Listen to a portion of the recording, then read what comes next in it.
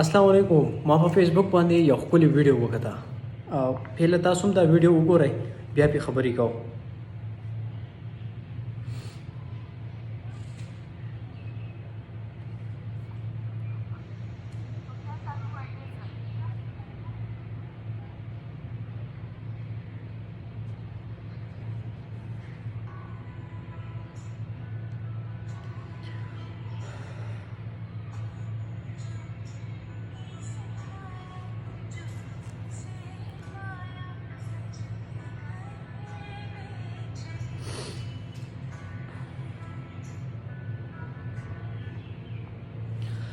دا ویډیو تاسو وکړه ډیره ښکلې یقینا زبردست ویډیو دا زما ډیره خوښه شوه. نو ما هم دا وایي چې زه د خپلو ملګرو سره دا شریکه کړم.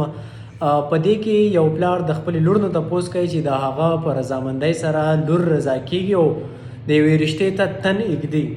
یو لور نه هغه تپوس کوي چې آیا دا رشته ستا دپاره ستا خوښه ده چې موږ د دوی سره خبرې وکړو، هغه په هغې باندې رضا کیږي. پلار ته وایي چې ستا کومه خوښه یي، هماغه زما خوښه ده. بل طرف ته زموږ چې کوم کلچر جوړ شوی دی د ټیک ټاک کلچر، د سوشل میډیا کلچر، نو حالات خو ډېر بد روان دي. اگه موږ یو طرف ته وګورو نو هغې وجه دا ده چې یو جنۍ یو هلک خوښ کړي نو هغه د کالج په وخت کې چې څلور کاله 15 کاله هغه افیرز وچلوي، د هغې نه پس پلار ته وایي چې زما دا کس خوښ دی، هغه ایلیګل افیرز چلیدلي، د هغې نه پس د هغې پلار نه مني ځکه چې هغه د ټیک ټاک کلچر جوړ شوی دی، د دې خبرې هغه بیا خلاف وي.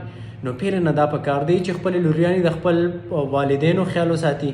که خپل والدین خپل لوریانو ته اجازت ورکوي لاړ شئ سبق ووایئ تعلیم حاصل کړئ څه وکړئ، نو د هغې مطلب دا نه وي چې پلار یو لور ته ازادي ورکړي او د ازادۍ هغه بیا دا مطلب غلط مطلب اخلي.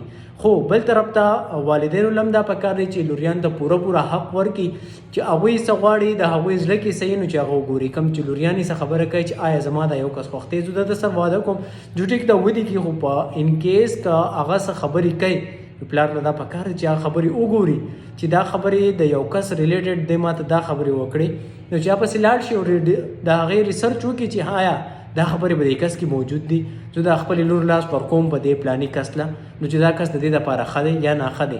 نو دا بیا ډیپینډ کوي په والدینو باندې چې د کمې پورې په معاشره کې د پلار د لور د پلار سره د خپلو بچو او د میندو ترمنځ میچوال ریسپیکټ نه پیدا شوی، د هغې پورې زموږ معاشره ترقي نشي کولی، د هغې پورې به ظلم ستم په ناروا طریقې سره بیا رخصتي چې ماشومه بیا د 15 18 شلو کالو او واده د 50 کالو سړي سر کېږي، نو دونه ظلم هم نه دی پکار او دونه زیاتي هم نه دی پکار چې بیا وروسته په دې باندې کتې کېږي. نو پکار دا به هله زمونږ دې ته رسو چې مونږ میچوال ریسپیکټ کوو، خپل بچي د خپلو والدینو او والدین د خپلو بچو ریسپیکټ وکړي.